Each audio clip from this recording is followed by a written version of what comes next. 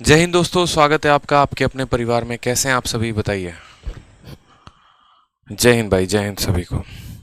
तो फाइनली वो वेट आपका ख़त्म होता है जो आप लोगों ने बहुत ज़्यादा वेट किया कि सर डीआई पढ़ा दो, डीआई पढ़ा दो, डीआई पढ़ा दो। और डीआई के लिए जो है आपने हमारी जान ले ली थी। तो आज जो है आप लोगों की डीआई की क्लास स्टार्ट हो रही है। और जैसा कि मैंने आप लोगों से कहा था कि जब हम डीआई पढ़ाएंगे तो डीआई में काफ़ी खतरनाक खतरनाक तरीके से आपको पूरा इन डेप्थ बताएंगे। डीआई जो आपके एसएससी में ही पूछा जाता है, जो आपके बैंकिंग में भी पूछा जाता है, इसके अलावा जो अदर एग्जाम्स में भी आते हैं। और डीआई के जितने भी प्रकार होते हैं आप उन सभी प्रकार को सीखेंगे। ठीक है, तो वीडियो को स्टार्ट करने के पहले हम आपको बता दें, बहुतों को लग रहा होगा कि जो हमने ये पीडीएफ दी है सिर्फ डीआई आपको उतना ही पढ़ना है। ऐसा नहीं है, आपको डीआई के कुल 5 पीडीएफ मिलेंगे। ठीक है, कितने पीडीएफ मिलेंगे? कुल 5 पीडीएफ मिलेंगे। और डीआई में जो हमें पढ़ना है वो कितने कितने प्रकार के डीआई होते हैं वो सब हम जानेंगे। सबसे पहला जो हो गया आपका वो हो गया टैबुलर डीआई। और अभी जो हमने आपको शीट दिया है वो दिया हमने टैबुलर डीआई का।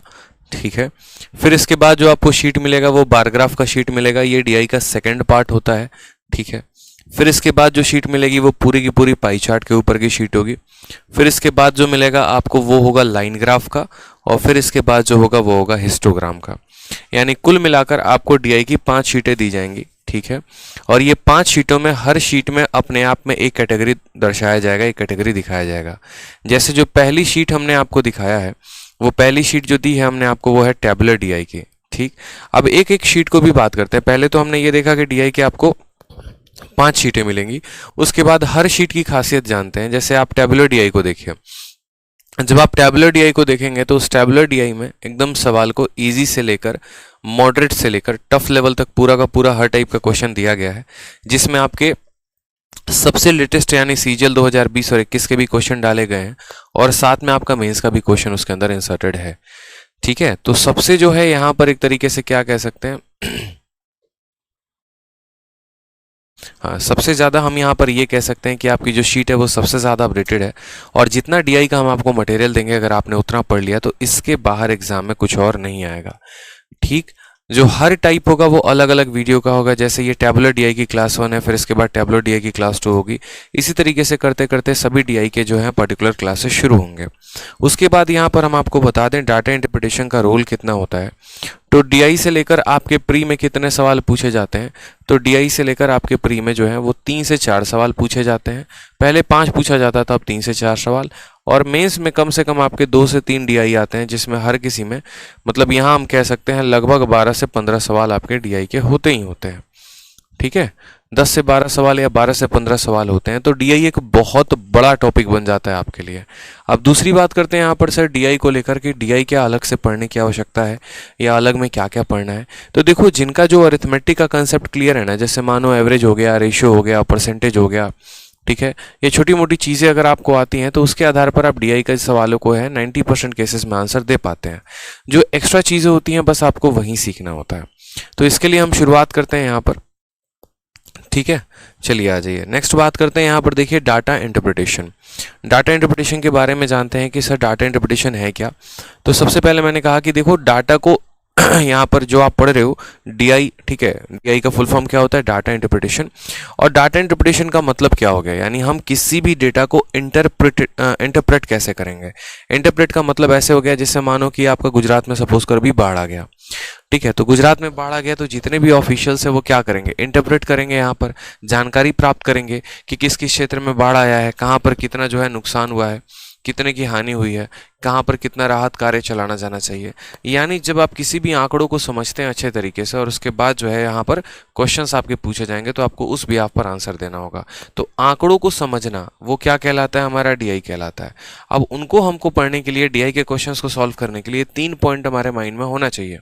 सबसे पहले तो हमें सभी आंकड़ों को पढ़ना पड़ेगा, एनालाइज करना पड़ेगा। ठीक है, कि असल में जो ये डेटा दिया गया है यह कैसा डेटा है। क्या ये लोगों का औसत का डेटा है, क्या ये लोगों का हाइट का डेटा है, या किस चीज़ का डेटा है। दूसरा बात, यहाँ पर आपको उनको व्यवस्थित करना पड़ेगा। व्यवस्थित कहीं लिख कर नहीं करना पड़ेगा, आपको उसको अपने माइंड में फिक्स करना पड़ेगा। ठीक है, कि ये जो हमारा डेटा दिया गया है, ठीक है, ये डेटा को हम सही तरीके से ऑर्गेनाइज कैसे करें, ठीक है, कहाँ पर हमें एवरेज लिखना है, कहाँ पर हमें सम लिखना है, कहाँ पर हमें नंबर लिखना है। और तीसरा जो होता है वो होता है कंक्लूजन।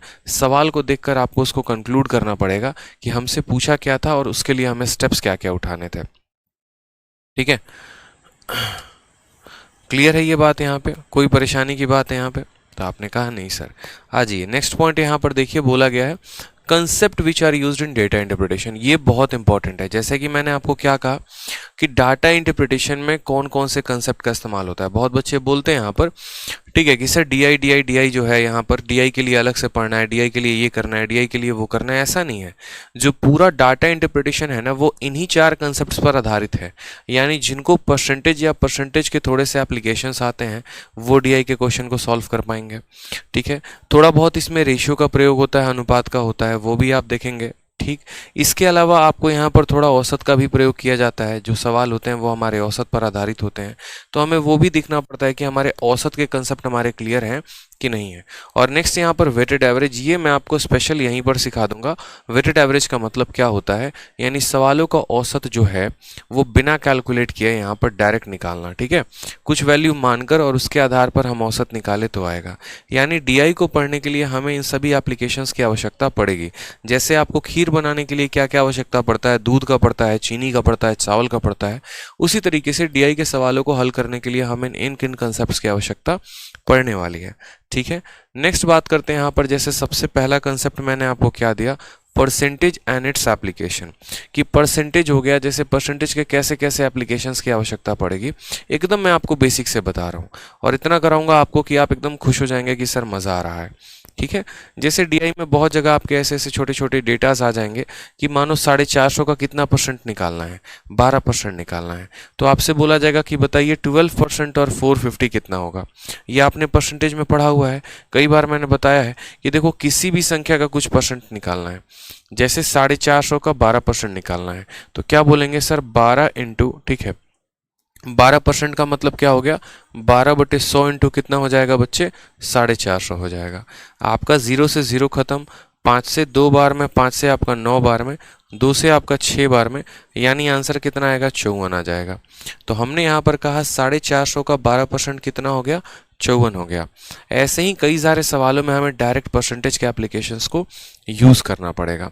ठीक है, चलिए नेक्स्ट बात करते हैं यहाँ पर। जैसे मानो ए जो है वो 20% ज़्यादा मार्क्स लेकर आता है, ए गॉट 20% मार्क्स देन बी। यहाँ पर एक शब्द छूट गया है, देन बी। तो यहाँ पर अगर हमें मान लीजिए कि रेशियो लिखना हो या इस तरह के भी सवाल आपसे पूछा जाएगा कि ए जो है वो बी से इतना परसेंट नंबर लेकर आता है या बी ए से इतना परसेंट नंबर लेकर आता है, तो ये सभी चीज़ें हमने आपको परसेंटेज में पढ़ाई है कि किसको लिखना होता है और कैसे लिखना होता है। ए का मान कितना लोगे, बी का मान कितना लोगे, सी का मान कितना लोगे, ये सभी आपने देखा था। नेक्स्ट देखिए यहाँ पर टाइप नंबर 3, कुछ ऐसे भी आपके क्वेश्चन आते हैं जैसे A is what percentage of B. ठीक है, अगर मानिए ए जो है बी से 20% ज़्यादा है तो ए बी का कितना परसेंट हो गया। तो इस ये जो भाषा है ना, ये जो भाषा है, इन्हीं भाषा के ऊपर सवाल आपके पूछे जाते हैं। जैसे मानिए यहाँ पर एक छोटा सा एग्जाम्पल हम आपके सामने रखते हैं। ये एग्जाम्पल देखिए, बोला गया है कि यहाँ पर जो है ठीक है,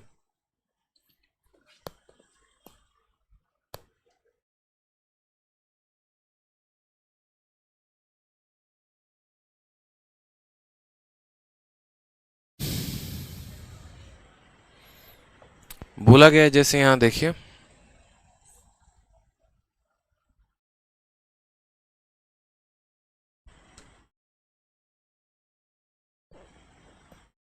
जैसे यहाँ पर देखिए आपके सामने कहा गया है कि मानो ए का नंबर कितना है, तो बोला गया है ए के पास मान लो 780 नंबर है एग्जाम्पल के तौर पे, और बी के पास कितना है तो 360 नंबर है। बी का कितना नंबर है, 360। तो बोला गया है A is what percent more than B, A जो है वो बी से कितना परसेंट ज़्यादा है। हमसे यहाँ पर ये पूछा गया है ए जो है वो बी से कितना परसेंट या कितना अंक ज़्यादा है। अब आप इस सवाल का आंसर देने के लिए आपको देखिए यहाँ पर मैंने आपको परसेंटेज का कंसेप्ट पढ़ाया हुआ है कि अगर बी के पास इतने रुपए हैं, ए के पास इतने रुपए हैं, तो ए कितना प्रतिशत ज़्यादा है किससे, बी से। तो इसके लिए आपको यहाँ देखना पड़ेगा कि ए की वैल्यू कितनी ज़्यादा है। तो आप ज़रा देखो यहाँ पर, तो बोलोगे सर ए में से बी को घटाइए, ए में से बी को घटाइए, ये इससे कितना ज़्यादा है, तो 780 में से यहाँ पर है ना परसेंटेज निकालना है। 780 में से 360 को घटाओ तो 0 आ गया, 8 से 6 आपका 2 आ गया, 7 से 3 4 आ गया। यानी ये जो संख्या है ये इससे 420 ज़्यादा है, लेकिन हमें प्रतिशत बताना है और जिससे तुलना की जाती है डिनोमिनेटर में वही होता है। यानी हमें ये बताना है कि ए बी से कितना परसेंट है, तो इसके लिए हमें ये देखना पड़ेगा कि ए कितना ज़्यादा है, 420 ज़्यादा है, और इसके नीचे क्या 780 आएगा या इसके नीचे 360 आएगा, ये बड़ा मैटर करता है। तो देखिए जिसके यहाँ पर आप तुलना में वैल्यू को निकालते हैं, ठीक है, जिसके तुलना में आप किसी भी वैल्यू को निकालते हैं, जैसे मानिए ए की तुलना किसके साथ की जा रही है, बी के साथ, तो यहाँ डिनोमिनेटर में जो आएगा वो बी आएगा और बी का मान कितना है, 360 है, तो यहाँ 360 लिखेंगे और इनटू क्या करेंगे तो 100%। 0 से आपका 0 चला जाएगा, 6 से आप 6 बार में काटेंगे और 6 से आप 7 बार में काटेंगे, 2 से आप इसको 3 बार में काटेंगे और 2 से आप इसको 35 बार में काटेंगे, तो आपका आ जाएगा मेरे भाई 350 बटे कितना परसेंट, 3%। ये हमारा करेक्ट आंसर हो जाएगा। कितना आ जाएगा जल्दी से बता दीजिए, 350 बटे 3% जो आएगा वो हमारा करेक्ट आंसर आ जाएगा।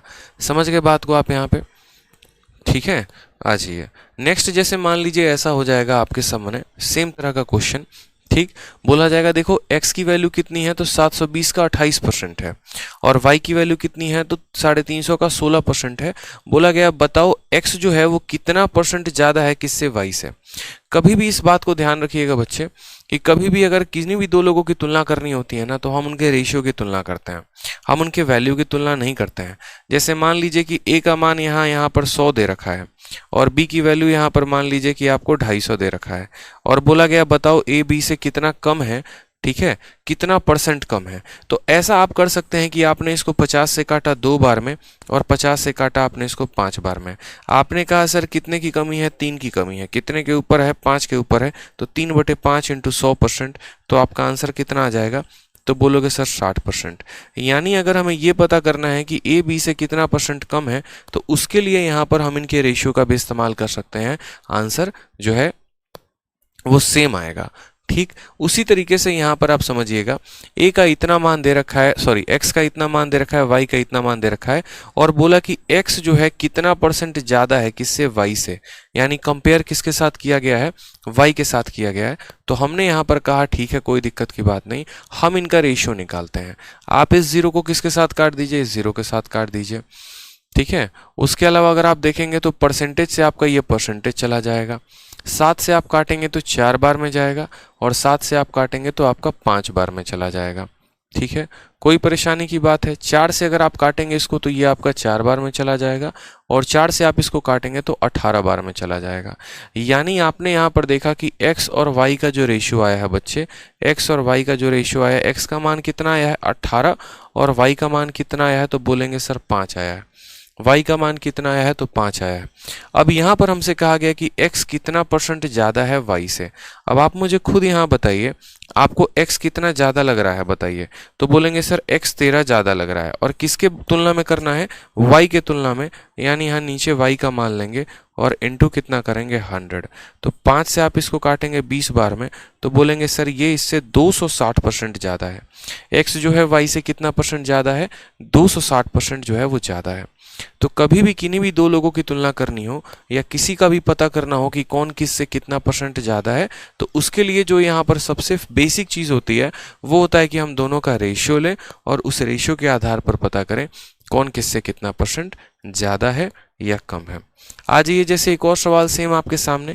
अभी मैं आपको डीआई पढ़ाने के पहले जो उसके बेसिक फंडामेंटल होंगे, जो बेसिक चीज़ें होंगी जो वहाँ पर यूज़ की जाएंगी, हम आपको वो बता रहे हैं, ठीक है। जैसे आपके सामने यहाँ क्वेश्चन है कि ए जो है वो कितना है 864 का 36% है और यहाँ बी जो है वो कितना है 648 का 48% है।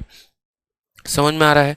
तो बोला गया यहाँ पर a is what percent more then y नहीं आएगा, यहाँ पर क्या आ जाएगा b आ जाएगा कि a जो है वो b से कितना परसेंट ज़्यादा है।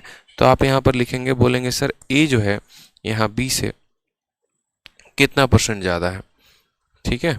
ये आपसे पूछा गया है। जैसा कि मुझे पता है कि कभी भी दो लोगों का जो तुलना करना है अगर मुझे, या ये पता करना है कौन किससे ज़्यादा है या कौन किससे कम है, तो सबसे पहले मुझे उनका क्या करना पड़ेगा, कंपैरिजन करना पड़ेगा। ए का मान हमारा ये दिया गया है, बी का मान हमारा ये दिया गया है, और मुझे पता करना है ए बी से कितना परसेंट ज़्यादा है। ठीक, तो वैसे हालात में मुझे ए और बी को कंपेयर करना पड़ेगा, इनकी तुलना करनी पड़ेगी, इनका रेशियो लेना पड़ेगा। ए जो है बच्चे वो क्या है, तो बोलोगे सर ये है 36% ऑफ किसका, तो 36% ऑफ 864 का। ये हमारा ए का मान है। किसका मान है, तो ये हमारा ए का मान है। उसके अलावा बात करें यहाँ बी को लेकर, तो बी की देखेंगे तो बोलेंगे सर 48% है, और 48% किसका है, तो 648 का है।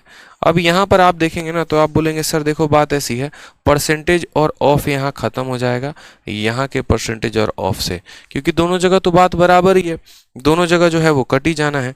तो यहाँ पर इंटू रख दो, यहाँ इंटू रख दो, उसके बाद यहाँ की संख्या से इसको काटो आप। ठीक है, तो बोलोगे सर ये 800 है। ठीक है, ये बोलोगे सर 8 से काटते हैं तो 108 बार में जाएगा, 8 से काटते हैं तो 6 बार में जाएगा। और यहाँ पर काटने चले तो देखो 9 से यहाँ पर 2 से काटोगे आप अगर, तो 2 से काटोगे तो 54 बार में जाएगा। 2 से मत काटो, 6 से आप काट सकते हो इसको अगर आप चाहोगे तो। आप इसको 6 से काटो, 6 से काटोगे 6 कम 6 और 18 बार में जाएगा। ठीक है, और 6 4 10 10 8 18, बहुत शानदार। 9 से अगर हम इसको काटे 18 तिरके 54, 108, 18 पचे 90, इसको पूरा का पूरा 18 से काटते हैं तो 18 का 3 गुना हो गया 54, 108 आएगा, 18 से 6 बार में जाएगा। ये 36 जो है ये 36 को काट देगा, यानी इनका जो आपस में रेशियो आ जाएगा वो कितने का रेशियो आ जाएगा, 1:1 आ जाएगा। तो बोला गया है A is what percent more than B, A ना बी से जो है वो ज़्यादा है ना कम है, एकदम बराबर है, यानी 0% जो होगा वो हमारा आंसर होगा। ठीक है, दोनों के दोनों इक्वल हैं, अगर दोनों के दोनों इक्वल हैं तो ए ज़्यादा है ही नहीं बी से, मतलब दोनों के दोनों क्या हैं, बराबर हैं। जैसे मान लीजिए मैं आपके बराबर हूं तो मैं आपसे ज़्यादा रहूंगा नहीं, बिल्कुल भी नहीं रहूंगा, यानी 0% हूं मैं। समझ में आ गया बात यहाँ पे। तो इस तरीके से ये सवाल थे, आपको कुछ नहीं करना था, बस बराबर। अब बहुत बच्चे क्या करते हैं, इस संख्या का 36% निकालते हैं, इस संख्या का 48% निकालते हैं और फिर देखते हैं। ऐसा नहीं करना होता बच्चे।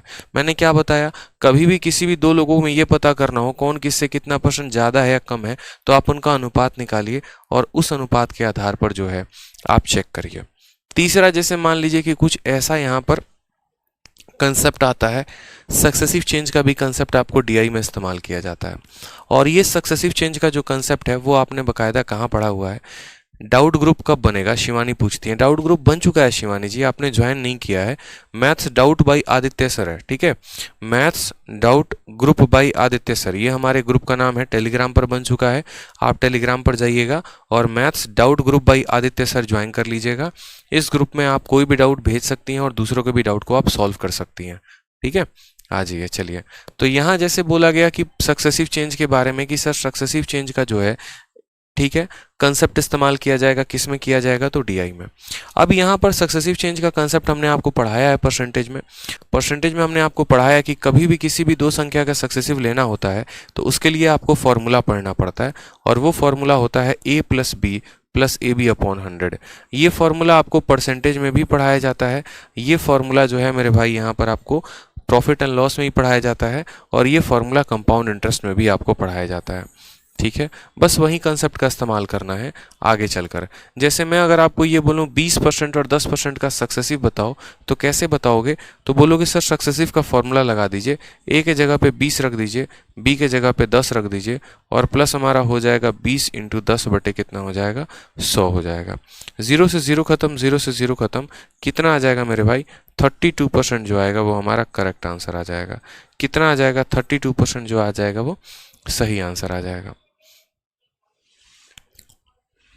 ठीक है, आ जाइए नेक्स्ट। देखिए यहाँ पर जैसे आपका ये क्वेश्चन पूछा गया है, इस सवाल में नवनीत आपका कोई भी इंक्वायरी है ना, तो इंक्वायरी नंबर पर बच्चे फ़ोन करके बात करेंगे। ठीक, यहाँ पर बात नहीं करेंगे, यहाँ पर पढ़ाई पे फोकस करिए, पढ़ाई करने के लिए आए हैं, पढ़ाई पे ध्यान देना है।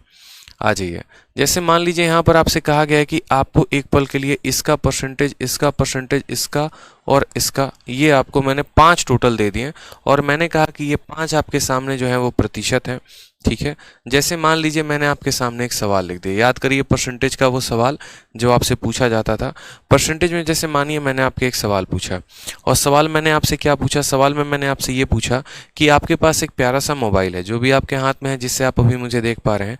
सबसे पहले साल मैंने उसके रेट को 16 सही 2/3% बढ़ा दिया। फिर अगले साल मैंने उसके रेट को 25% बढ़ा दिया।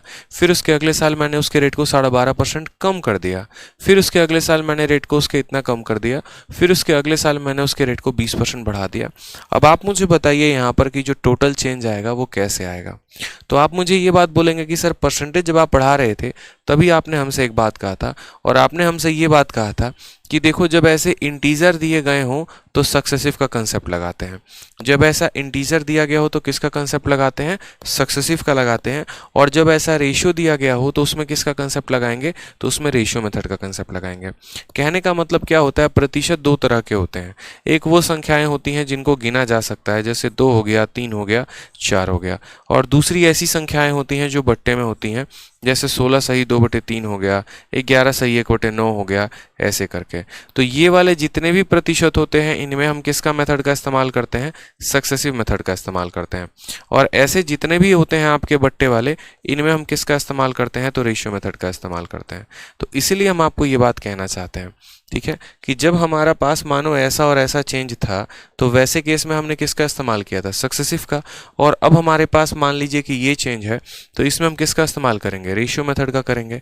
रेशियो मेथड का करने के लिए क्या होता है, तो कोई भी परसेंटेज आपको दिया होता है तो उसको आपको बट्टे में कन्वर्ट करना होता है। जैसे 16 सही 2/3 है, आपको क्या लिखना पड़ेगा, इसका फ्रैक्शन यानी 1/6। इंक्रीज कर रहा है तो ऊपर प्लस लिख देंगे। 25% का बट्टा कितना होता है, 1/4। इंक्रीज कर रहा है तो प्लस कर देंगे। 12.5 का मतलब होता है 1/8, डिक्रीज कर रहा है तो माइनस कर देंगे। 14 सही 2/7 का मतलब होता है 1/7, डिक्रीज कर रहा है तो माइनस कर देंगे। 20% का मतलब होता है 1/5, ठीक है, और इसको क्या कर देंगे, यहाँ प्लस कर देंगे। कोई दिक्कत की बात। अब यहाँ पर हम समझते हैं सभी चीज़ों को लेकर। यहाँ पर हम बोलेंगे ये हमारा ओल्ड हो गया और ये हमारा क्या हो गया मेरे भाई, तो न्यू हो गया। ठीक, कोई परेशानी की बात। पहले हमारा कितना था वैल्यू, तो बोलेंगे सर पहले हमारी वैल्यू थी कितनी, तो 6 थी।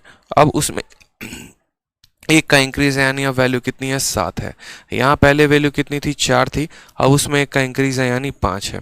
पहले वैल्यू कितनी थी, 8 थी, अब उसमें एक का डिक्रीज है यानी कितना हो जाएगा, 7 हो जाएगा।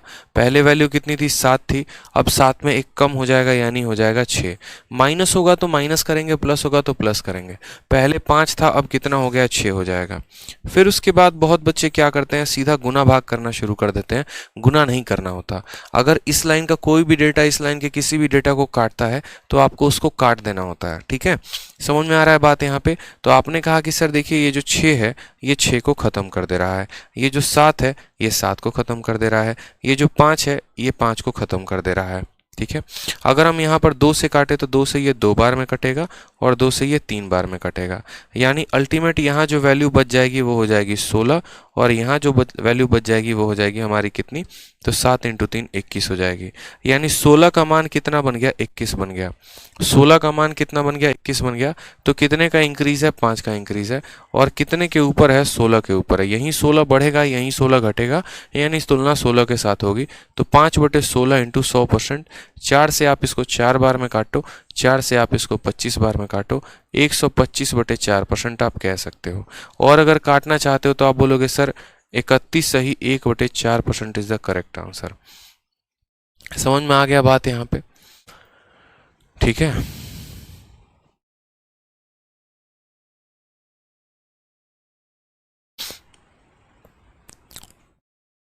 ठीक है, शशि कुमार पूछ रहे हैं सर संडे को क्लास चलेगा? नहीं मेरे भाई, संडे को क्लास ऑफ रहेगी, संडे को कोई क्लास नहीं है। समझ गए बात को आप लोग यहाँ पर। अब उसी तरीके से यहाँ पर आपको दिया गया, देखो रेशियो का भी कंसेप्ट आपसे आपके पेपर में पूछा जाएगा। ठीक है, जैसे मान लीजिए डीआई के सवालों को सॉल्व करने के लिए आपको रेशियो का भी कंसेप्ट आना चाहिए, क्योंकि देखो ये जो चीज़ें हैं ना, मैं अभी आपको तैयार कर रहा हूँ एक तरीके से, यूँ समझ लीजिए अभी हम आपको डीआई नहीं पढ़ा रहे हैं, लेकिन डीआई में जिन जिन चीज़ों की आवश्यकता होती है हम उन चीज़ों के बारे में आपको बता रहे हैं, उनको हम आपको तैयार कर रहे हैं, तभी आप डीआई के सवालों को हल कर पाएंगे। जैसे यहाँ पर आपने रेशियो में भी देखा होगा, ठीक है, कि रेशियो का इस्तेमाल हम आगे चलकर डीआई में कैसे करेंगे। ठीक, जैसे मान लीजिए कि एग्जाम्पल दिया जाएगा, कंपैरिजन किया जाएगा, ए और बी की तुलना, बी सी की तुलना, ए बी सी की तुलना कितनी होगी, ये आपसे क्वेश्चन पूछ लिया जाएगा। ठीक है, जैसे आपने रेशियो में बकायदा पढ़ा है कि नहीं पढ़ा है कि ए और बी का रेशियो कितना है, 2 और 3 का है, बी और सी का रेशियो कितना है, 4 और 5 का है, तो ए बी और सी का जो रेशियो आएगा वो कितना आएगा। ठीक है, तो अब आप मुझे बताइए कि इसको आप कैसे सॉल्व करेंगे। अपने अपने तरीके होते हैं रेशियो को सॉल्व करने के। मैंने आपको बता रखा है कितने लोगों की आवश्यकता है, 3 लोगों की, तो आप लिखेंगे ए, फिर लिखेंगे बी, फिर लिखेंगे सी। ए और बी के बीच में रेशियो क्या है, तो बोलोगे सर 2 और 3 का रेशियो है, कितने का है, तो ए के नीचे 2 लिखो, बी के नीचे क्या लिखो, 3 लिखो। बी और सी के नीचे रेशियो क्या है, तो 4 और 5 का है, तो यहाँ 4 लिखेंगे, यहाँ 5 लिखेंगे। ठीक है, जिसके बीच का रेशियो है उसको लिखा, जिसके बीच का रेशियो है वो लिखा। कभी भी अगर दो संख्याओं के बीच में कोई अनुपात लगा होता है, इसका मतलब वो उनके रिलेशनशिप के बारे में बताता है। तो जैसे ए का रिलेशन बी के साथ ऐसा है कि अगर ए के पास 2 रुपए हैं तो बी के पास 3 रुपया है। बी का संबंध सी के साथ ऐसा है कि अगर बी के पास 4 हैं तो सी के पास 5 है। अब बोला गया है कि यदि हम तीनों को एक ही पैमाने में लेके आए तो बताओ उनके आपस में अनुपात क्या होगा। तो वही अनुपात निकालने के लिए हम रेशियो में ये मेथड पढ़ा करते थे कि ए और बी का रेशियो इतना, बी और सी का रेशियो इतना। तो हम तीनों का रेशियो कैसे निकालेंगे, तो तीनों का रेशियो निकालने के लिए अगर यहाँ 4 है तो इसके पड़ोस में अगर कोई नहीं है तो 4 लिखेंगे, और अगर यहाँ खाली जगह है, इसका पड़ोसी कौन है, 3 है, तो यहाँ पर कितना लिखेंगे, 3 लिखेंगे। यानी इस लाइन में जो भी खाली जगह मिलेगी ना, उसके बगल में जो संख्या होगी वो उसको दे दी जाती है। जैसे नीचे वाले लाइन में यहाँ जगह खाली था, इसके राइट में 4 था तो हमने 4 उठा लिया। ऊपर वाले लाइन में यहाँ जगह खाली था, उसके लेफ्ट में 3 था तो हमने 3 उठा लिया, बस काम खत्म। ठीक है, अब यहाँ देखिए 4 इंटू 2 कितना हो गया, तो 8 हो गया। 4 इंटू 3 कितना हो गया, 12 हो गया। और 5 इंटू 3 कितना हो गया, 15। यानी हमसे A ratio B ratio C पूछा गया था, तो हमने कहा सर 8, 12 और 15 का क्या बनाएगा, रेशियो बनाएगा। क्लियर है ये बात यहाँ पे। ये सभी छोटी छोटी चीज़ें जो है हमने आपको रेशियो में बता रखी हैं। तो कुछ कंसेप्ट रेशियो के भी आपको डीआई में पूछे जाएंगे। अब आ जाइए, जैसे मान लीजिए एवरेज। ठीक, एवरेज का भी कंसेप्ट बकायदा आपके डीआई में पूछा जाता है और ये बहुत बहुत बहुत महत्वपूर्ण होता है। ठीक, तो एवरेज कैसे निकालते हैं, जैसे मानिए मैंने कहा कि आपके परिवार में कुछ सदस्य हैं, ठीक है, और उनका जो है ना एक तरीके से वजन मैंने यहाँ लिख रखा है। एक व्यक्ति का वजन 73 है, दूसरे का 84 है, तीसरे का 87, 89, 76, इस तरीके से करके मैंने सबका वजन दे दिया है। और मैंने आपसे ये पूछा है कि बताइए आपके परिवार में जो औसत वजन होगा वो कितना होगा सभी का। तो आप बोलेंगे सर औसत वजन निकालते कैसे हैं, तो एक तरीका तो होता है बेसिक, समझिएगा। बेसिक तरीके से क्या जाते हैं, तो बेसिक तरीके से अगर आप निकालेंगे तो आप बोलेंगे सर एवरेज का मतलब पता है क्या होता है। एवरेज का मतलब होता है सम को किसके साथ डिवाइड कर देना, सम को नंबर के साथ डिवाइड कर देना। ठीक है, सम को किसके साथ डिवाइड कर देना, तो नंबर के साथ। इनका जो भी सम आएगा ना, इनका जो भी सम आएगा, जैसे मानो यहाँ पर 73 से शुरुआत होगा और ये जहाँ तक जाएगा 83 तक, इसको डिवाइड कर देना। और ये कितने लोगों का सम है उससे, जैसे 1 2 3 4 5 6 7 8, 8 लोगों का है तो किससे डिवाइड कर देंगे, 8 से डिवाइड कर देंगे। एक तो ये तरीका हो गया, इसकी जितनी भी वैल्यू आएगी उसको जोड़ो और उसके बाद उसको 8 से भाग करो। लेकिन ये हम बचपन में पढ़ा करते थे इन तरीकों को, और ये तरीके हमारे कॉम्पिटिटिव एग्जाम्स में काम नहीं आएंगे। इसलिए काम नहीं आएंगे क्योंकि जितने देर में आप इसको जोड़ोगे ना ऐसे उंगलियों पे काउंट करके, उतने देर में तो अगला व्यक्ति आपसे कोसों दूर चला जाएगा। आपको इस कॉम्पिटिशन एग्जाम में अपने आप को शो करना है, आपको अपना रिजल्ट लेकर आना है, आपको दूसरों से आगे बढ़ना है। तो अगर आप चाह रहे हैं कि लाखों के क्राउड को अगर आप पीछे छोड़ें, तो आपका कंसेप्ट भी ऐसा होना चाहिए जो लाखों लोगों को नहीं आता हो, तभी आप उनको पीछे छोड़ पाएंगे। तो यहाँ पर जो है अगर हम टुच्चे कंसेप्ट के साथ अगर जाएंगे तो पेपर कभी भी क्लियर नहीं कर पाएंगे। तो एवरेज अगर निकालना होगा तो हम कैसे निकालेंगे, तो एवरेज निकालने के लिए हमें एक स्पेशल कंसेप्ट की आवश्यकता होगी जिसको हम कहते हैं वेटेड एवरेज। जिसको हम क्या कहेंगे, तो कहेंगे सर वेटेड एवरेज का कंसेप्ट। अब वेटेड एवरेज का कंसेप्ट क्या है और क्या नहीं है वो देखिए। जैसे मान लीजिए कि कभी भी आपको किन्हीं भी लोगों की आवश्यकता हो, ठीक है, या औसत निकालना हो, जैसे मैंने पहले भी बताया, मान लीजिए यहाँ पर एक व्यक्ति का औसत वजन 73 है, दूसरे व्यक्ति का औसत वजन जो है वो 67 है, तीसरे व्यक्ति का औसत वजन 72 है और चौथे व्यक्ति का औसत वजन जो है वो 68 है। मैंने कहा ये 4 लोगों का क्या है, वजन है। आप बता दो यहाँ पर इनका औसत कितना होगा। तो कभी भी अगर आप एवरेज निकालना चाहते हैं ना, तो बड़ा शानदार एक तरीका मेरा अप्लाई करिएगा वेटेड एवरेज का। उसमें आपको ये करना होता है कि देखिए आपको क्या करना पड़ेगा, इनमें से किसी एक संख्या को औसत मान लेना लेना होगा, या फिर आप अपने मन में भी कोई संख्या को एक औसत मान सकते हैं जो इसके करीब में हो। करीब में रहने का फ़ायदा ये होता है कि कैलकुलेशन ज़्यादा बड़ा नहीं होता है। तो मैंने कहा यार एक काम करते हैं, हम खुद से यहाँ पर क्या मान लेते हैं, 70 को अपने तरफ से औसत मान लेते हैं कि इनका औसत 70 था। जब आप कोई संख्या अपने तरफ से मान लेंगे, आप अपने तरफ से उसको एज्यूम कर लेंगे, ठीक है, कि आपने कहा सर इनका औसत कितना है, एवरेज कितना है, 70 है, तो आपको क्या करना पड़ेगा, उसके साथ उसको तुलना करनी पड़ेगी। 70 से ये बड़ा है कि छोटा है, तो बोलोगे सर बड़ा है। कितना बड़ा है, 3 बड़ा है। ठीक है, 70 से ये कितना बड़ा है, 3 बड़ा है। 70 से ये बड़ा है कि छोटा है, तो बोलोगे सर 3 छोटा है। 70 से ये बड़ा है कि छोटा है, तो बोलोगे 2 बड़ा है। और 70 से ये बड़ा है कि छोटा है, 2 छोटा है। यानी हमारा 3 से 3 खत्म और 2 से हमारा 2 खत्म। यानी यहाँ पर हमारे पास शेष में कुछ भी नहीं बचा है। अगर हमारे पास शेष में कुछ भी नहीं बचा है, यानी जो हमारा डेविएशन आया है वो डेविएशन कितना है, तो बोलोगे सर डेविएशन हमारा 0 है। अगर डेविएशन 0 है तो इसका मतलब जो एवरेज होगा वो वही होगा जो हमने माना था, यानी 70 होगा। एवरेज वही होगा जो हमने माना था, यानी 70 होगा। समझ में आ गया बात यहाँ पे? ठीक है, जैसे मान लीजिए यहाँ पर इसी का हमको एवरेज निकालना हो। एवरेज कैसे निकालेंगे? ठीक है, धीरज कुमार कहते हैं शाम का क्लास कब से चालू होगा गुरुजी? आकर यहीं पूछना धीरज। ठीक है, इंक्वायरी नंबर तो ऐसे ही हमने लगा रखा है, इंक्वायरी नंबर पर पता करने की जरूरत क्या है? पढ़ाएंगे तो बीच क्लास में पूछोगे ना। यही तो अच्छे लक्षण होते हैं कि स्टूडेंट के। पढ़ने वाला स्टूडेंट यही तो काम करता है कि जब टीचर कुछ और पढ़ाए तो वो पूछेगा कुछ और। ठीक है, पूजा पे बैठोगे और बात करोगे यहाँ पर आज शाम को पार्टी करने की, यही होगा ध्यान आपका, और इसी ध्यान के साथ आप रैंक लेकर आएंगे। आ जाइए। 1000 बार कहते हैं जब पढ़ा रहे होते हैं तो इधर उधर की बातें ना किया करो। एक अच्छा एस्पिरेंट कभी भी पूरा का पूरा फुल्ली फोकस्ड होता है उस चीज़ के ऊपर जो उनके एजुकेटर उनको पढ़ा रहे होते हैं। आप लोग इधर उधर की बातें सोचोगे तो कैसे काम चलेगा बताओ? अब मानो कि कोई बच्चा कहा कि सर आपको पता था ना कि इसका औसत 70 है, इसी वजह से आपने 70 लिया था। ठीक है, आप इसके अलावा कुछ और लेकर दिखा दीजिए। तो हमने कहा चलो यार एक काम करते हैं, हम 69 को औसत मान लेते हैं। हम क्या मान लेते हैं? 69 को औसत मान लेते हैं। एज्यूम कर लेते हैं कि हमारा जो औसत है वो क्या है, 69 है। अब ज़रा देखो तो 69 से ये कितना ज़्यादा है, तो बोलोगे सर 4 ज़्यादा है। ये 69 से कितना कम है, तो बोलोगे 2 कम है। ये 69 से कितना ज़्यादा है, तो बोलोगे 3 ज़्यादा है।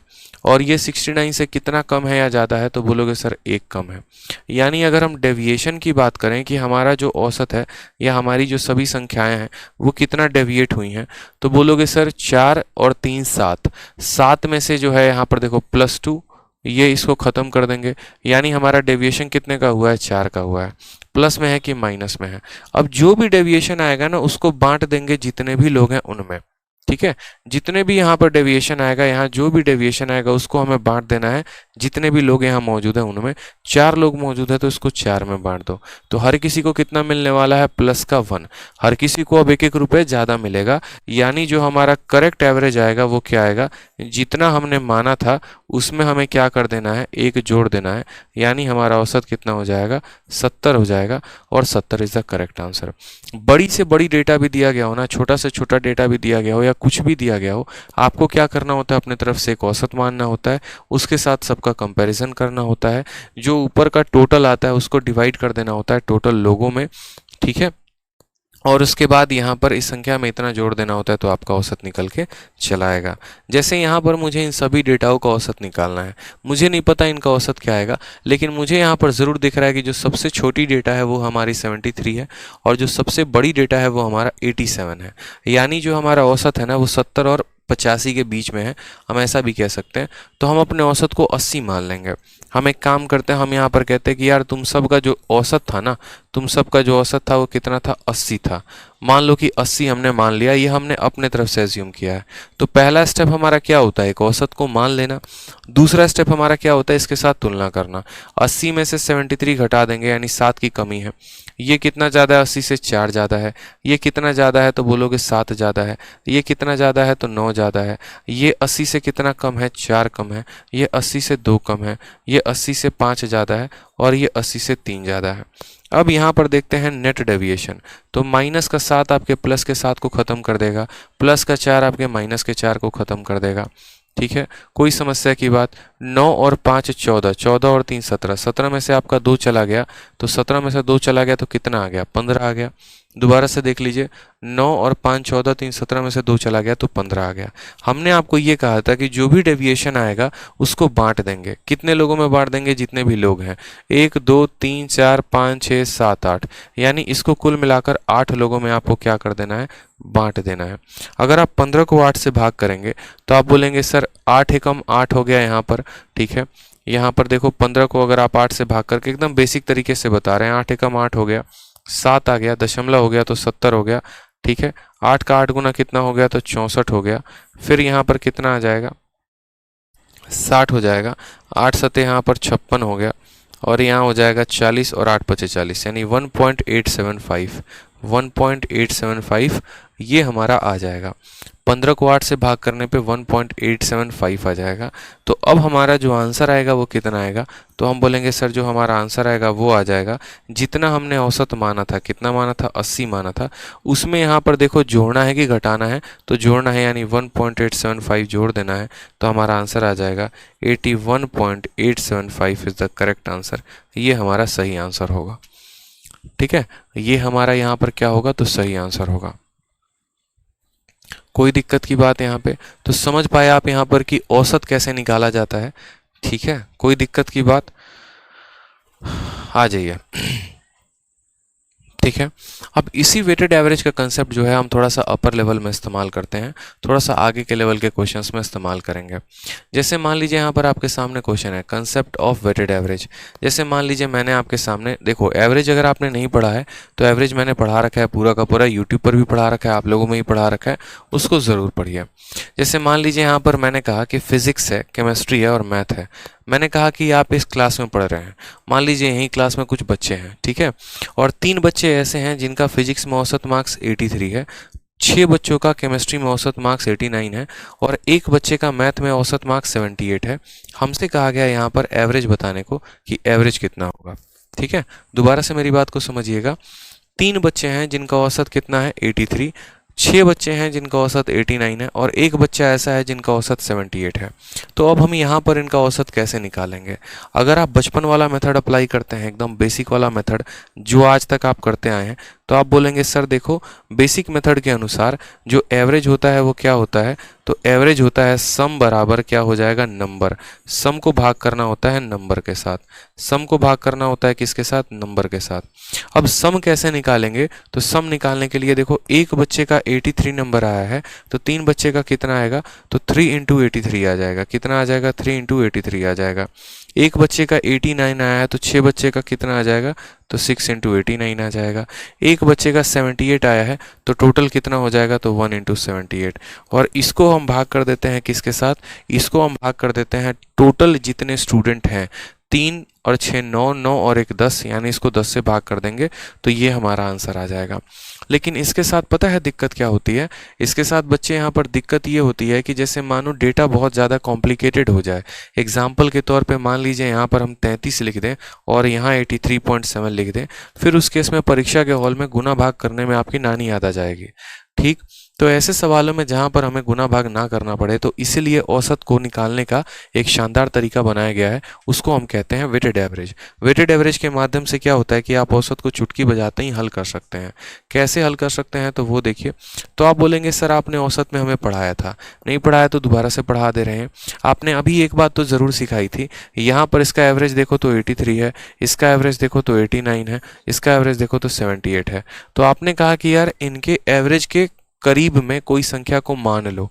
तो मैंने कहा कि मानो सबका औसत कितना है, मान लेते हैं एक पल के लिए एवरेज जो आएगा यहाँ पर, ठीक है, इनका एवरेज हम मान लेते हैं कि 80 के करीब में आएगा। इनका एवरेज कितना आएगा बच्चे? 80 के करीब में। तो मैंने कहा यहाँ पर देखो ये 80 से ज़्यादा है कि कम है? तो बोलोगे सर 3 ज़्यादा है, ठीक है। ये हमारा 80 से ज़्यादा है कि कम है? देखो हमने एज्यूम किया है कि एवरेज हमारा 80 है। ये 80 से ज़्यादा है कि कम है? तो बोलोगे सर 9 ज़्यादा है। और ये हमारा 80 से ज़्यादा है कि कम है? तो बोलोगे सर 2 कम है, ठीक है।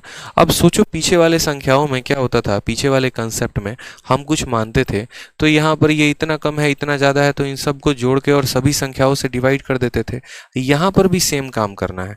असल में यहाँ पर ये संख्या जो है ना, गौर से देखेंगे तो बोलेंगे सर 3 ज़्यादा है, तो यहाँ एक व्यक्ति पर अगर 3 ज़्यादा है तो यहाँ टोटल कितने लोग हैं, 3 लोग हैं। अगर एक व्यक्ति पर 3 ज़्यादा होगा तो दूसरे पर भी 3 ज़्यादा होगा, तीसरे पर भी 3 ज़्यादा होगा। यानी यहाँ पर हम ये बात बोलेंगे कि टोटल कितना ज़्यादा होगा, तो 3 इंटू 3 यानी 9 ज़्यादा होगा। अगर यहाँ एक व्यक्ति पर 9 रुपये ज़्यादा हैं तो टोटल कितने लोग हैं, 6 लोग हैं, यानी 9 इंटू 6 कितना हो जाएगा, तो बोलोगे सर 54 हो जाएगा। अगर यहाँ एक व्यक्ति के पास 2 रुपये कम है तो यहाँ कितने लोग हैं, एक ही व्यक्ति है, यानी कमी कितने की आएगी, तो 2 की कमी आएगी। इसको बच्चे आप डिवाइड कर दो, किसके साथ डिवाइड कर दो, तो टोटल डेटा के साथ। 3 + 6 9, 9 + 1 10 हो जाएगा यहाँ पर। ठीक है, 54 में से आपका 2 जाएगा तो 52, और 52 में 9 जोड़ोगे 61, 61 को 10 से भाग करोगे तो बोलोगे सर 6.1। ये 6.1 प्लस में है कि माइनस में है, तो बोलोगे सर प्लस में है। बस बात खत्म यहाँ पे। तो हमारा आंसर, हमारा एवरेज का कितना आ जाएगा, तो एवरेज आ जाएगा 80 + 6.1 यानी 86.1 इज द करेक्ट आंसर। अब सोचो वहीं पर एक बच्चा जो है वो इस तरीके से आंसर लेकर आ रहा है, और वहीं पर एक बच्चा जो है वो एवरेज का कंसेप्ट इस्तेमाल करके आ रहा है। उस बच्चे को इतना समझ में आता है कि सर ने तो हमें एक ही बात सिखाई है, और वो ये सिखाया कि कोई भी संख्या को औसत मान लीजिए, उसके साथ सबकी तुलना करिए। आपने उसके साथ इसकी तुलना की, आपने उसके साथ इसकी तुलना की, आपने उसके साथ इसकी तुलना की, हर किसी की आपने तुलना कर दी। कोई ज़्यादा निकल कर आ गया तो कोई कम निकल कर आ गया। फिर हमने यहाँ पर ये देखा कि कौन ज़्यादा है और कितना ज़्यादा है। मतलब चलो मानो ये 3 ज़्यादा है, ये 9 कम है, ये इतना ज़्यादा है, तो हमें यहाँ देखना है कि जो भी हैं ये टोटल कितने ज़्यादा है। यहाँ का प्रत्येक व्यक्ति 3 ज़्यादा है, कितने लोग हैं, 3 लोग यानी 9 ज़्यादा होगा। यहाँ का प्रत्येक व्यक्ति 9 ज़्यादा है, कितने लोग हैं, 6 हैं यानी 54 ज़्यादा होगा। यहाँ का प्रत्येक व्यक्ति 2 कम है तो एक व्यक्ति पे इतने की कमी आएगी। ये टोटल कमियाँ बढ़त होगी, और यही कमियाँ बढ़त कुल लोगों में बांट दी जाती है। जैसे मान लीजिए कि हम एक पार्टी ऑर्गेनाइज कर रहे हैं, मैंने कहा यार देखो पार्टी के लिए है ना कम से कम तो 80 रुपये चाहिए। कोई व्यक्ति 83 रुपये लेकर आता है, कोई 89 लेकर आता है, और कोई 78 लेकर आता है। तो हमने कहा ठीक है हम पहले देख लेते हैं हमारे पास किसकी वजह से कितना ज़्यादा है या कम है। तो इन लोगों की वजह से 9 रुपया हमको ज़्यादा मिल गया, इनकी वजह से हमको 54 रुपया ज़्यादा मिल गया, और इनके वजह से 2 रुपया कम मिला। यानी इसको जब हमने देखा तो हमारे पास टोटल आज 61 रुपये ज़्यादा हैं। तो हम उसको अपने पास रखेंगे, नहीं रखेंगे। उस 61 रुपये को हम सब में बांट देंगे, यानी उस 61 रुपये को हम 10 में बांट देंगे। तो इसके चलते प्रत्येक व्यक्ति पर कितने का इंक्रीज आएगा, तो 6.1 का इंक्रीज आएगा। और प्रत्येक व्यक्ति पर जितने का इंक्रीज आता है या डिक्रीज आता है वही औसत होता है। तो पहले हर किसी के पास कितने रुपए थे, 80। अब हर किसी के पास 6.1 रुपये और आ जाएंगे। तो अब जो औसत आ जाएगा वो कितना आ जाएगा, तो 86.1 हो जाएगा। ठीक है। अमोज कुमार कहते हैं सर आपसे पढ़ने के बाद लग रहा है कि अब एग्ज़ाम क्लियर हो जाएगा। थैंक यू सर, चलिए बहुत अच्छी बात है। सविता कहती हैं पहले भी यूट्यूब पर ये कंसेप्ट देखी थी बट अच्छे से समझ नहीं आया था, आज अच्छे से समझ में आ गया है। चलिए बहुत अच्छी बात है सविता जी, ठीक समझ में आ गया आपको यहाँ पर। तो ये जो एवरेज का कंसेप्ट है ये क्लियर हुआ कि कैसे हम लोग है एवरेज को निकालते हैं, कैसे वेटेड एवरेज का कंसेप्ट हम लोग लगाते हैं।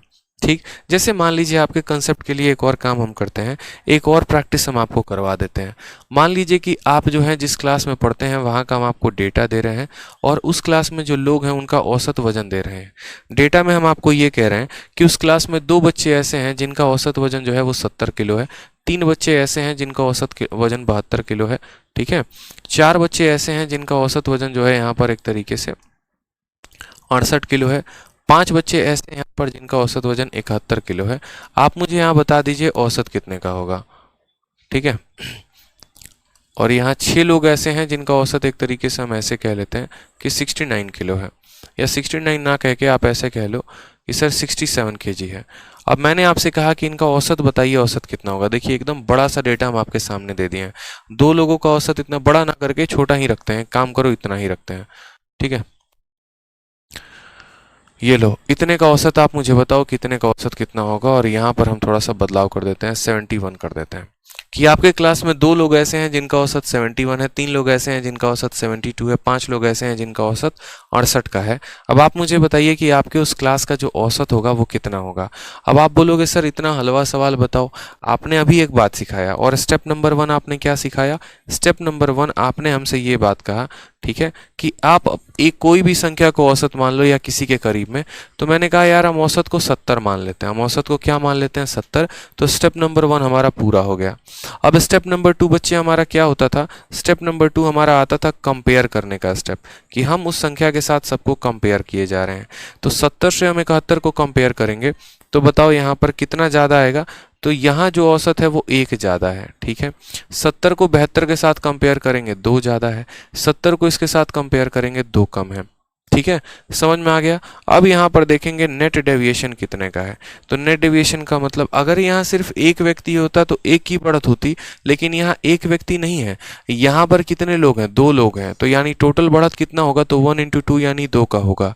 यहाँ पर एक ही व्यक्ति होता तो 2 का बढ़त होता, लेकिन कुल 3 लोग हैं तो 2 × 3 कितने का इंक्रीज होगा? 6 का होगा। यहाँ पर एक व्यक्ति के चलते 2 का डिक्रीज है, कितने लोग हैं? 5 लोग हैं, यानी 10 का डिक्रीज होगा। और इसको हम डिवाइड कर देंगे बच्चे कितने में? जितने लोग हैं उन सभी में। कितने लोग हैं यहाँ पर? तो 3 और 5 मतलब 10 लोग हैं, तो 10 में हम इनको क्या कर देंगे? डिवाइड। आप बोलेंगे सर 8 में से 10 चला गया यानी -2/10। -2/10 का मतलब -0.2, यानी हमारा औसत में कमी आएगा। हमारा औसत में बच्चे क्या आएगा? कमी आएगा। यानी जो हमारा आंसर होगा वो क्या हो जाएगा? तो जो भी यहाँ पर हमारा औसत दिया है 70, उसमें से हमें इतना कम करना पड़ेगा, यानी 0.2। तो 69.8 जो आएगा वो हमारा क्या आएगा? करेक्ट आंसर आएगा। 69.8 जो आएगा वो क्या आएगा? करेक्ट आंसर आएगा। समझ गए बात को आप लोग? अगर कमी आता है तो कम करेंगे, ज़्यादा आता है तो ज़्यादा करेंगे, ठीक है। 70 से ये ज़्यादा था, 70 से ये ज़्यादा था, 70 से ये कम था। यहाँ पर 1 × 2 2 होगा, 2 × 3 6 होगा और -2 × 5 10 होगा। -2/10 यानी 0.2 की कमी। और 0.2 की जब कमी आएगी तो वो 0.2 को हम कम करेंगे जितना हमने माना है उसके साथ। यही हमारे 3 स्टेप्स होते हैं और इसी आधार पर हमें आंसर देना होता है, ठीक है। अब जैसे मान लीजिए कि आपको डीआई के क्वेश्चन सॉल्व करने हैं तो आपको प्रॉफिट लॉस का भी जो है एक तरीके से पूरा नॉलेज होना चाहिए। अगर आपको प्रॉफिट लॉस का नॉलेज नहीं है तो भी आप दिक्कत खा जाएंगे, तब भी आप डीआई के सवालों को सॉल्व नहीं कर पाएंगे। जैसे मान लीजिए हमने आपके सामने क्वेश्चन दिया और हमने कहा कि देखो यदि तुम्हारा कॉस्ट प्राइस जो है वो 20,000 रुपये है, तुम्हें जो प्रॉफिट मिल रहा है वो 25% का मिल रहा है, तो मुझे बताओ तुम्हारा सेलिंग प्राइस कितना होगा। ये पूरी दुनिया को ये बात पता है, ठीक है, कि कभी भी किसी भी सामान का जो कॉस्ट प्राइस होता है वो अपने आप में कितना होता है? 100% होता है। यदि हम 10% के लाभ पर बेचेंगे तो कितना हो जाएगा? ठीक है। तो यदि हम यहाँ पर बात करते हैं किसी सामान को, हमने जैसे मानो कोई भी सामान हो गया जिसको हमने खरीदा है तो वो कितना हो गया? 100% हो गया। यदि हम उसको 10% के लाभ पर बेच रहे हैं तो हम उसको 110% पे बेच रहे हैं। यदि 20% के लाभ पर बेच रहे हैं तो 120% पे बेच रहे हैं। यदि हम उसको 30% के लाभ पर बेच रहे हैं तो 130% पे बेच रहे हैं। यदि हम उसको हानि पे बेच रहे हैं 20% के हानि पे, तो हम उसको 80% पे बेच रहे हैं। मैंने आपको प्रॉफिट लॉस को किसके साथ बताया है? परसेंटेज माध्यम से बताया कि आप उसको परसेंटेज में तोड़ो। तो हमेशा याद रखना कॉस्ट प्राइस कितना होता है? 100%। यानी ये जो 20,000 दिया गया है, ये 20,000 कितने का मान है? तो ये 20,000 आपके 100% का मान है। कितने का मान है मेरे भाई? तो 100% का मान है, ठीक है। हमें प्रॉफिट हुआ है कितने का? 25% का। हमें प्रॉफिट हुआ है कितने का? 25% का। तो हमसे कहा गया सेलिंग प्राइस बताओ किसी भी सामान में। अगर मान लीजिए प्रॉफिट हुआ, अगर हमें 10% का प्रॉफिट हुआ तो हमें उसका 110% निकालना है। 20% का प्रॉफिट हुआ तो 120% निकालना है। यहाँ पर हमें 25% का प्रॉफिट हुआ है, यानी हम कितने का मान निकालेंगे? तो 125% का। दोनों जीरो से हमारा दोनों जीरो चला गया। 125 का दोगुना कितना होता है? 250 होता है। वो हमने यहाँ लिख दिया और 2 जीरो थे, यहाँ पर 2 जीरो लगा दिए, यानी सेलिंग प्राइस कितना हो गया? 25,000। ये छोटे छोटे कंसेप्ट थे जो आपने बकायदा अब तक देखे होंगे। आपने ये सब पढ़ा होगा टॉपिक, तो आपको आता होगा। अब यहाँ पर कुछ पॉइंट मैंने अपने तरफ से लिखे हैं, वो ज़रा पढ़िए। आपसे मैंने कहा है कि what steps you have to follow to solve DI. DI को हल करने के लिए किन किन बातों का आपको ध्यान रखना है और किन किन नियमों का पालन करना है। सबसे पहला पॉइंट ये बहुत ज़रूरी है। देखो अब जितने भी पॉइंट मैं आपको यहाँ से शुरू कर रहा हूँ ना, उनके एक एक शब्दों को बड़े ध्यान से देखिएगा। हर शब्द का अपने मायने हैं यहाँ पर, हर एक पॉइंट अपने आप में यहाँ मीन करता है। हर पॉइंट के लिए जो है आपको स्पेशल फोकस करना है। तो मैंने जैसे कि आपको यहाँ पर कहा है what steps you have to follow to solve DI, तो उसके लिए सबसे पहले आपको ये सभी इंफॉर्मेशंस पढ़ने होंगे।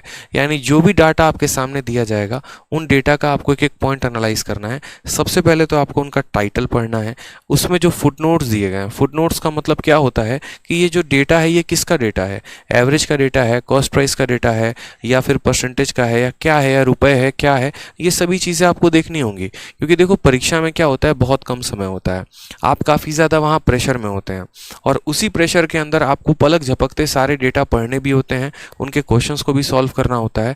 आपके पास बाकी सब्जेक्ट के भी क्वेश्चंस होते हैं जिनको आपको सॉल्व करना होता है। जैसे अगर आप प्री का पेपर दे रहे हैं तो आपको इंग्लिश भी देना है, रीजनिंग भी देना है, जीके भी देना है, और मैथ्स में भी बाकी चैप्टर्स के क्वेश्चन है, आपको उनके भी आंसर्स लगाने हैं।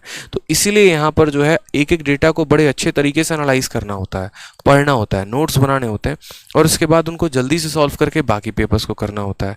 तो DI में बच्चा सबसे ज़्यादा गलती करता है। अगर कोई एक पॉइंट भी छोड़ दिया पढ़ने में ना, तो पूरा का पूरा 4-5 सवाल उसी DI पे गलत हो जाएगा। तो इस बात का ध्यान रखो। तो बोलोगे आप यहाँ पर कि सबसे पहले सर हमें क्या पढ़ना होगा, टाइटल, कि ये जो डेटा है ये किस चीज़ का डेटा है, बॉयज़ वर्सेस गर्ल्स है, क्या नहीं है। फिर इसमें जो फुटनोट्स दिए गए होंगे, छोटे छोटे जो पॉइंट दिए होंगे, ठीक है, उनको भी ध्यान में रखना है, और यूनिट भी ध्यान में रखेंगे। बहुत जगह ऐसा होगा कि कुछ का डेटा सेंटीमीटर में होगा, कुछ का डेटा मीटर में होगा, ठीक है। तो ये छोटी छोटी चीज़ों का भी ध्यान रखेंगे आप, नहीं तो आपका क्या हो जाएगा, यहाँ पर गलती हो जाएगा। तो पॉइंट नंबर 1 मैंने क्या कहा कि इन्फॉर्मेशन आपको जो भी दिया गया है वो बड़े ध्यान से पढ़िए। जैसे अभी हम आपको एक छोटा सा जो है यहाँ समझा रहे हैं कि ठीक है, अब यहाँ पर देखिए कि टोटल जो होता है वो DI के टाइप कितने होते हैं, और इस टाइप के अंदर आपको ये तीनों चीज़ों पढ़नी है एक बार और ध्यान में रखनी है, टाइटल, फुटनोट और यूनिट। टाइटल, फुटनोट और यूनिट। तो DI का सबसे पहला टाइप होता है टैबुलर DI। देखो DI की आवश्यकता क्यों पड़ी और उसको रिप्रेजेंट कैसे किया जाता है। असल में DI होता क्या है, जैसे मान लीजिए कि आप लोग बहुत ज़्यादा, जैसे आप लोगों का पेपर होता है, हुआ ना, SSC का भी प्री हुआ है, तो प्री होने के तुरंत बाद क्या होता है, आप लोगों के अंदर एक कैओस मच जाता है, यार कट ऑफ कितना गया होगा, ठीक है, कितने पे मेरा जो है वो सिलेक्शन होगा। इसके अलावा सेम कहानी प्री में रहती है, सेम कहानी मेंस में होती है। इसके अलावा भी अगर हम जैसे बात करें तो महंगाई बढ़ रही होती है, और भी कई सारे फैक्टर्स होते हैं। तो इन सभी चीज़ों को मापने के लिए, जैसे आप बाकी चीज़ों को हो सकता है नहीं समझ पाओ, लेकिन कट ऑफ को ज़रूर समझ पाओगे। तो जैसे मानो कि मैं ये डेटा देखूं कि कितने बच्चों ने परीक्षा दिया है, उसमें किस कैटेगरी के कितने बच्चे हैं, ठीक है, और यहाँ पर मैं ये बात करूँ यहाँ पर कि वैकेंसी हमारे पास कितनी है, तो उन सभी डेटाओं का इस्तेमाल करके मैं क्या बनाता हूँ, एक डाटा बनाता हूँ, और उसको मेरे पास रिप्रेजेंट करने के एक नहीं कई सारे तरीके होते हैं। जब आप एक कॉर्पोरेट सेक्टर में काम करेंगे ना, जब आप एक प्राइवेट नौकरी करेंगे, तो वहाँ आपको इन चीज़ों की ज़्यादा आवश्यकता पड़ती है। इसके अलावा अगर आप CGL के माध्यम से AA की पोस्ट ले रहे हैं, असिस्टेंट ऑडिट ऑफिसर भी अगर आप बन रहे हैं, तो उसमें भी आपका काम यही होता है कि सभी कंपनियों का आपको वहाँ पर ऑडिट करना पड़ता है। जैसे आपके खुद भारत सरकार के कई सारी ऐसी कंपनी हैं जो गवर्नमेंट सेक्टर के अंदर आती हैं, तो किस कंपनी का सेल कितना गया, किस कंपनी ने कितने का प्रोडक्शन किया, कौन सा कंपनी कितना मुनाफा दे रही है, इन सभी चीज़ों को लिखना होता है। अब अगर आप मोदी जी को ये वाला डेटा दिखाएंगे ना, तो वो पगला जाएंगे एक पल के लिए, बोलेंगे ससुरा हमको क्या दिखा दिया। तो इसी केस में उनको दिखाने के लिए ऐसा दिखाया जाता है कि देखिए बात ऐसी है, ये हमारा 2007 का सेल है, समझ गए बात को, ये हमारा 2009 का सेल है, ये हमारा 2012 का सेल है, लेकिन जैसे आप आ गए उसके बाद मान लीजिए हमारा एयर इंडिया ठप हो गया। ऐसा नहीं है, मजाक कर रहा था मैं। तो अब जैसे आप उनको जब ये ग्राफ के माध्यम से दिखाओगे, तो मोदी जी क्या, कोई भी बच्चा होगा उसको समझ में आएगा यार यहाँ से कंपनी की सेल बढ़ी है, लेकिन यहाँ धड़ाम से नीचे हो गई है। क्यों? क्योंकि यहाँ कोविड आ गया था, लॉकडाउन हो गया था, सभी चीज़ें बंद हो गई थी। तो ये जो होता है तरीका बड़ा आसान होता है, लेकिन ऐसे तो है नहीं कि मुंह उठा के हम ऐसा डेटा बना देंगे। ऐसा डेटा बनाने के लिए हमें तरीके पता होने पड़ेंगे। तो उसके लिए हमें डेटा चाहिए होगा, वो डेटा हमें पता होगा तो हम ऐसा ग्राफ बना पाएंगे। तो कुछ लोग इसी चीज़ को ऐसे रिप्रेजेंट करते हैं, कुछ लोग क्या करते हैं, जैसे मानो तो ये जो डेटा आपका जो मैंने ऐसे बनाया ना, इसको हम लोग क्या कहते हैं, तो इसको हम लोग कहते हैं टैबुलर DI। टैबुलर DI में जैसे मानो ये टैबुलर DI ना होकर आप ऐसे कह सकते हो, जहां पर सभी डेटा को टेबल के माध्यम से दर्शाया जाता है। ठीक है, कोई ग्राफ राफ नहीं बना होता, कुछ नहीं बना होता, टेबल दिया गया होता है। जैसे यहाँ पर देखो क्या बोला गया, सर्विस प्रोवाइडर कौन है, तो एयरटेल भी सर्विस प्रोवाइड करवाता है, जियो भी करवाता है, वोडाफोन भी करवाता है, MTNL भी करवाता है। ठीक है, 2015 में इसके कितने लोग थे, 75 लोग थे।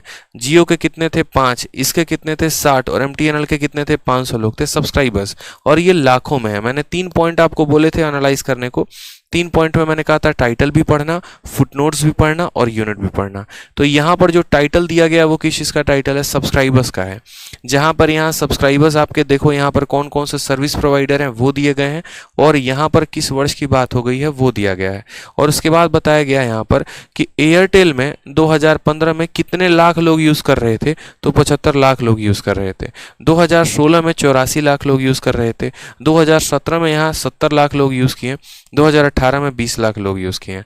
वहीं जियो की बात करें यहाँ, तो जियो को 2015 में सिर्फ 5 लाख लोग यूज़ कर रहे थे, लेकिन 2016 में 20 लाख हो गया, 2017 में 150 लाख लोग हो गया। यहीं पर जियो ने इसकी बैंड बजाती थी 2017 में, और 18 में तो आते आते एकदम एयरटेल को समाप्ति कर दिया इसने। समझ में आ रहा है बात? ये होता है तरीका, पॉलिसीज होते हैं जहाँ पर अपने राइवल को ख़त्म करना होता है। अपने आप को इतना सस्ता कर दो कि राइवल ऑटोमेटिक फिनिश हो जाए। ठीक है, लोग क्वालिटी बाद में देखते हैं, सस्तापन पहले देखते हैं कि सस्ता क्या है।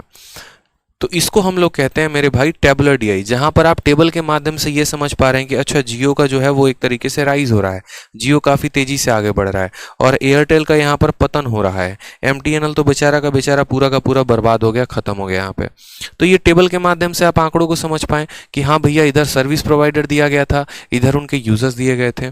अब उसके बाद बात करते हैं यहाँ पर दूसरा टाइप का डीआई हो जाता है बार ग्राफ, जो मैंने आपसे कहा था अभी मोदी जी वाला जो मैंने एग्जाम्पल दिया था।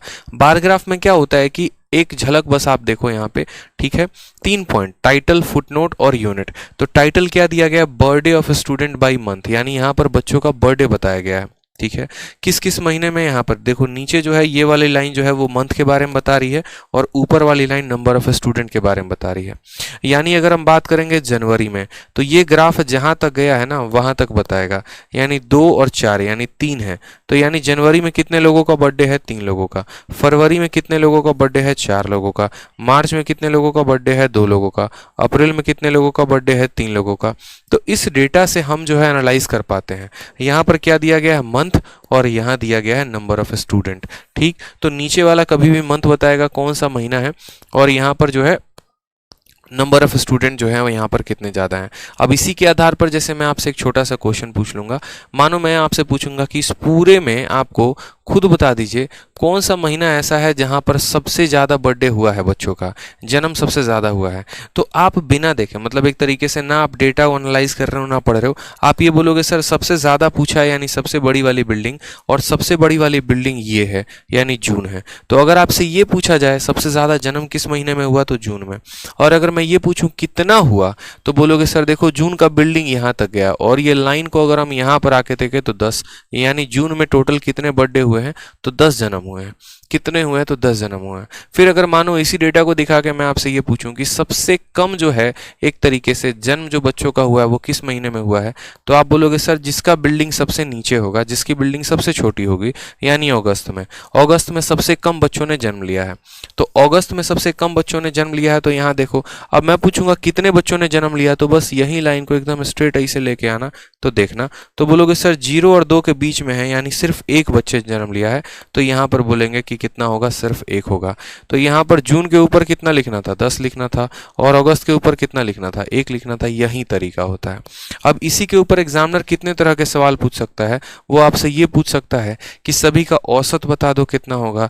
तो आपको पढ़ना होगा जनवरी का मान कितना आ गया, 3, फरवरी का मान आ गया 4, मार्च का मान कितना आ गया, 2। इस तरीके से सबका पहले डेटा निकालना पड़ेगा और उसके बाद सबका एवरेज भी निकालना पड़ेगा। यही सवाल होता है, इससे ज़्यादा कुछ और नहीं होता। ये जैसे क्वेश्चन पूछ देगा जून में जितना बर्थडे हुआ था और अगस्त में जितना बर्थडे हुआ था उनका अनुपात बता दो। तो जून में कितना बर्थडे था, 10 था, और अगस्त में कितना बर्थडे था, 1 था। तो यहाँ पर इनका हमने रेशियो बता दिया 10:1। इसी प्रकार के क्वेश्चन जनाब बनेंगे, इसी प्रकार के क्वेश्चन। समझ में आ रहा है मेरी बात यहाँ पे? ठीक है, तो ये हो गया आपको तीसरा वाला जो डीआई हो गया, यहाँ से पाई चार्ट। अब यहाँ से हम लोग नेक्स्ट क्लास में कंटिन्यू करेंगे। पाई चार्ट हो गए और बाकी जितने भी डीआई हो गए उनके बारे में थोड़े थोड़े जानकारी प्राप्त करेंगे, और फिर उसके बाद हर पर्टिकुलर डीआई को बड़े प्यार से हम लोग समझेंगे। अभी आज के क्लास में मैंने आपको डीआई पढ़ाया नहीं है, अभी मैंने एक डीआई का इंट्रोडक्शन दिया है कि इंट्रोडक्शन ऑफ डीआई होता क्या है, डीआई कितने प्रकार के होते हैं, कैसे कैसे डीआई के ऊपर सवाल पूछे जाते हैं, जो उसके बेसिक्स पार्ट हो गए वो मैंने बताया है। अगली क्लास में मैं आपको ये पूरा बताऊंगा यहाँ पे, ठीक है, कि टेबुलर डीआई को हम क्वेश्चंस को कैसे सॉल्व करेंगे। तो मुझे लगता है आज की क्लास जो है वो एकदम मज़ा आ गया होगा आप लोगों को। ठीक है, पूरा समझ में आया होगा, आनंद लिया होगा आप लोगों ने पूरे क्लास का। बताइए कमेंट बॉक्स में एक बार।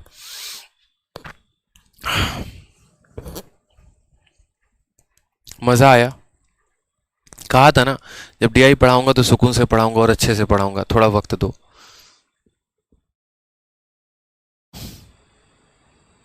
अभी तो बहुत है, पूरे पूरे 5 शीट आप लोगों को देने वाला हूँ मैं, ठीक है? कई महीने काम हुए मेरे भाई, कई लाखों रुपए की इन्वेस्टमेंट लगाए इसके पीछे। मेहनत जो है वो अलग है, पैसे जो लगे वो अलग लगे, समय जो लगा वो अलग लगा, लेकिन हाँ, इससे काफ़ी ज़्यादा आपको सीखने को मिलेगा। ऐसा होगा कि आप वाकई में 200 में 200 लेकर आओगे मेंस में।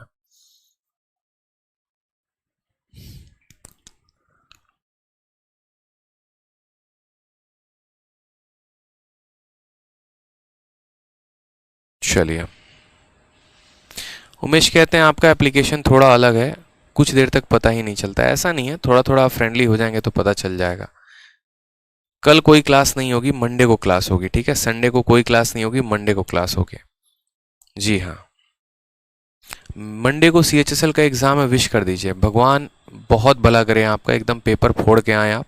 बहुत अच्छे से पेपर दीजिएगा, ठीक है? मन लगाकर एकदम शांत रह के। ज़िंदगी में सिर्फ यही सब कुछ नहीं है, और भी बहुत कुछ है, और मुझे पता है कि आप एक अच्छा सिलेक्शन लेकर आएंगे, ठीक है? तो जितने लोगों का मंडे को पेपर है, ऑल द बेस्ट मेरे भाई। बढ़िया से पेपर देना, अच्छे से एकदम, कोई दिक्कत की बात नहीं। प्रेशर ज़्यादा नहीं लेंगे, ठीक है? आता है तो आंसर आ ही जाएगा, नहीं आता तो क्या दिक्कत है, लेकिन तुक्के नहीं मारेंगे, ठीक है? बढ़िया से पेपर दे के आएंगे, ठीक? चलिए, मेरी अलजेब्रा की शीट काफ़ी एसएससी के लिए, बिल्कुल। कल आप यूट्यूब पर भी यही बात पूछ रहे थे, अभी भी यही। जितना हम आपको कंटेंट दे रहे हैं ना, ना सिर्फ अलजेब्रा बल्कि कोई भी टॉपिक हो ना, उसके लिए मेरी शीट काफ़ी है, ठीक है? चलिए, देखिए कौन सा टॉपिक आएगा, क्या आएगा, वो जैसे जैसे मैं पढ़ा रहा हूँ, पहले आप इसको पढ़ते चलिए। अगला टॉपिक क्या रहेगा, उसके बाद का टॉपिक क्या रहेगा, इसके लिए परेशान मत होइए, ठीक है? इसके लिए परेशान नहीं होना है कि आप ये सोचे कि सर अगला टॉपिक ये है, अगला टॉपिक बता दो ये। बच्चे, जो पढ़ा रहा हूँ ना, उसको मज़े से पढ़ो। मैथ इतना इंटरेस्टिंग है कि अगर मैं आपके सामने पूरे मैथ को ला के रख दूँ ना, आप बोलोगे सर इसके अलावा तो कुछ और पढ़ना ही नहीं है। इतना इंटरेस्टिंग मैथ है। तो जितना हमने कराया है ना, चाहे मैं कोई भी वीडियो मेरी, बस आप आराम से तसल्ली से सुकून से पढ़ो अपने माइंड से। एक एक वीडियो जब आप मेरी देखोगे ना, आपको खुद समझ में आ जाएगा सर, ठीक है? चलिए, खुश रहिए, मस्त रहिए, ध्यान रखिए अपना। Love you all, take care. मिलते हैं अगले सेशन में। धन्यवाद। काट दो।